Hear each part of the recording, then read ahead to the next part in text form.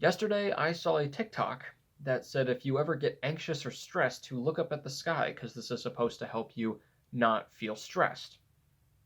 And then I saw Nope.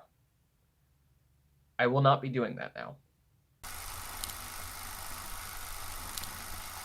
Welcome back to the channel, guys. Today our movie in the middle is Nope.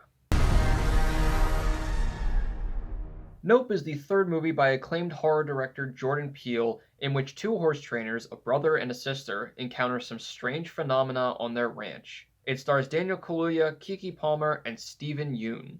So as you guys know from my video at the beginning of the year, this was my 6th most anticipated movie of the year, and as the year was rolling on, it actually was becoming a lot higher. I was getting super excited for this movie. And I was actually lucky enough to be invited to an advanced screening of it yesterday by Andrew Corpin from Shine Like Stars Reviews. I've been on a couple of his episodes. You can find them on Spotify, Apple Podcasts, Instagram, YouTube, pretty much all the platforms. His podcasts are amazing. His insights into movies are amazing. Go check him out. But thank you to Andrew for inviting me because this was awesome. I was so excited that I was able to see this early. So before I get into it, I just want to mention, not spoilers on the movie, but just if you don't know exactly what this movie is about, because the trailer, at least the first one, is very vague, and you want to keep that vagueness, I will be talking generally about what the category of this movie is, but obviously not any big spoilers. But if you don't want to know that, I will be talking about it just a little bit. So starting off with the highs, the suspense and the creepiness is rampant in this movie. Especially because for most of it, you don't exactly know what's going on.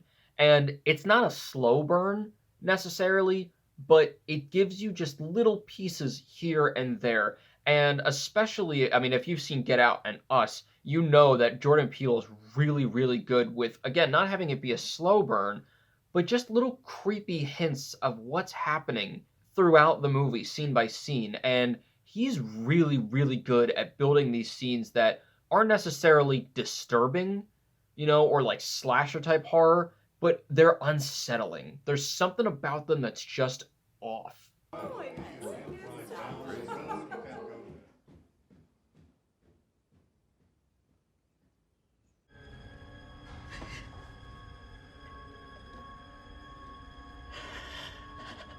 And this one is great because the suspense comes in both the story itself and how it films it. The story itself is, if you've seen the trailer, especially the second trailer, you probably have guessed that it is about aliens. Honestly, I've never seen something like this before. He is really good about taking something we've already seen and doing a new, fresh take on it.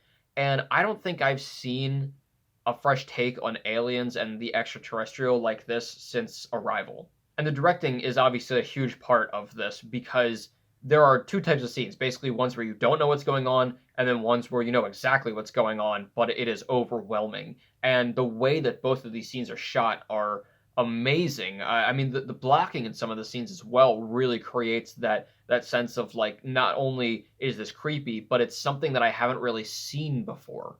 Jordan Peele is really good at making scenes and moments that are both scary but intriguing. They're not just scary to be scary, but you're like, something's going on here and I need to know.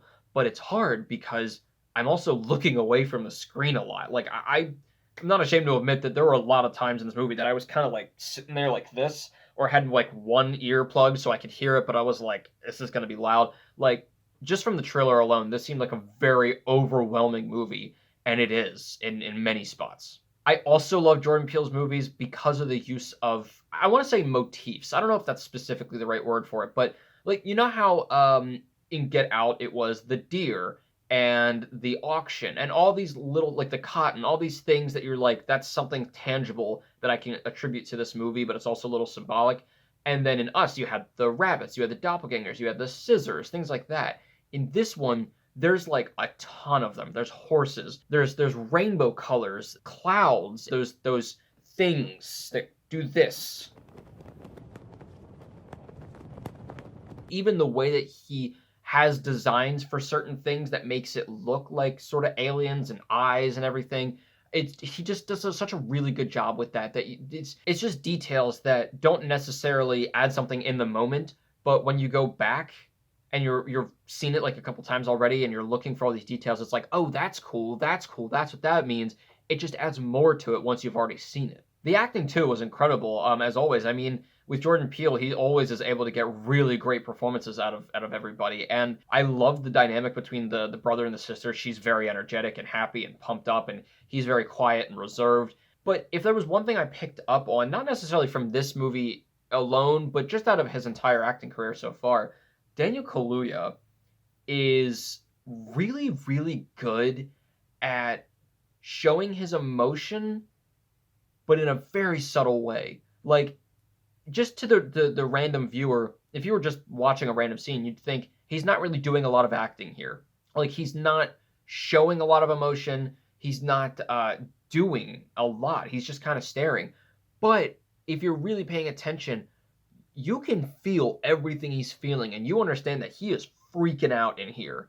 And he is really good at doing that, like trying to be subtle and trying to be calm about something, but you know that he's flipping his shit, and he's really good at doing that. And then on the other side of it, Keke Palmer was amazing, because where he's the more subtle side of it, she is, like I said, the very energetic side, and she was the sort of everyman in this situation, just being like, oh hell no, and screaming and like, get out of there. And so she was great as well. Lastly, this is just a really quick thing, but it's pretty funny in most spots, to be honest with you. Jordan Peele once again is able to blend two things really well, because he will have these moments that are super funny, but then you're right back to, no, this is still scary. Like, you can have some levity, but it doesn't take away from the scary. It's like the scary is still going on, but that was funny.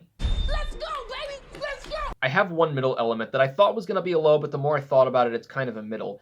Jordan Peele always has something to comment on or talk about in his movies, and he does in this one as well. It's just not as apparent at first. There are spots where you're like, I think that's the theme that he's going with, the thing that he wants to, comment on. But I wouldn't have expected it. That's not something I would have thought Jordan Peele needed to talk about. And it was weird because, except for that one, there was really nothing else that I was like, this means something, or this is being talked about. So I wanted more of that. I thought it was going to be about something else. So I kind of wanted more of him to be talking about something. But then the more I thought about it, I was like, if I think about it in reverse, not necessarily I think it's going to be this and then it wasn't, but he wanted to say something about this topic and then made this movie surrounding that. If I think about it that way, which, admittedly is how you make a film, then it does make more sense. It's not necessarily disappointing, but it's like there are some things that I want his views on. I want his takes on in a film.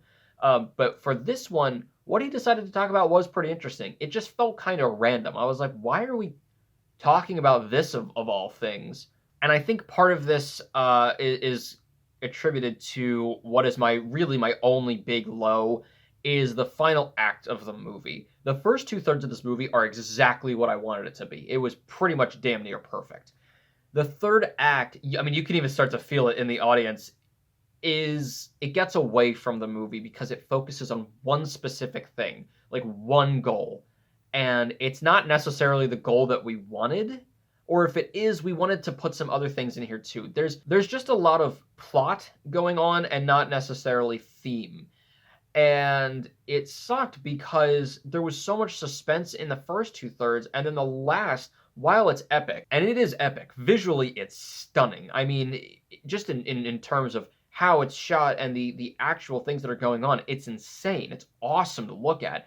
But in terms of the story, I was like, I wanted more. And it goes on for a really long time and kind of just takes this one idea and repeats it a couple times. If it's something that everybody's in for, great. If it's not something everybody was expecting to happen, then just it going on for a long time really kind of sours the film, especially because it's at the end. And I think what it really is that not only is it a little underwhelming, but it doesn't really tie things together as much as we wanted it to. There is a huge subplot in this movie that it goes back to a few times and is really intriguing and really disturbing, actually.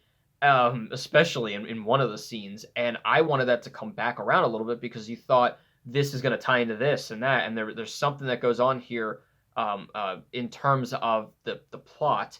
Really, it was more so just for the theme, which is great, because that's what I want from Jordan Peele. I want him to talk about theme and have all these things mean something even if it's just in the theoretical. But I thought it was going to be something that tied in directly as well, and then it really didn't. They really didn't go back to it, which was kind of disappointing as well. This entire movie, based on its acts, it made me think of another movie. I don't want to say what it is because I don't want to give you any indication of like what happens in the movie. But I will say that it is a movie that I reviewed recently. So if you see the movie, Nope, you might know what I'm talking about. So, is this movie the best Jordan Peele movie? Well, nope. But I think it is something to be said that Jordan Peele's, I don't even want to say like worst. I want to say least best. His least best movie is still better than half the directors out there like best movie. So, in terms of like the ranking of the three movies, because I know that's what we're all here for, honestly, I would have to say that this is number 3, then Us is number 2, then Get Out is number 1 for sure. But they're all still incredible. And even with this not being his best, it still had some incredible stuff. I mean, just the atmosphere alone, just the setting, everything that went into it, the details, the directing, the story for like at least the first 2/3 of it, all of it were just amazing. I loved it. The suspense was incredible. It's still one of the better movies I've seen this year. I'm going to give Nope a 3.5 out of 4.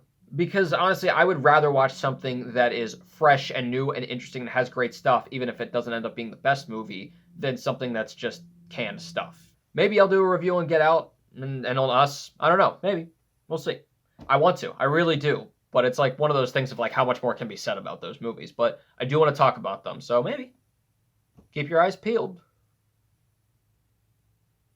And as always, keep your hopes high, your stress low, and movies right in the middle.